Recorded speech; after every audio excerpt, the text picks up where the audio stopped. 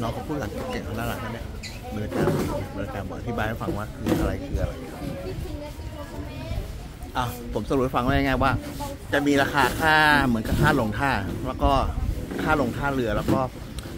เรือก็คือคนขับ1 คน1 ลำ2 คนนะแล้วก็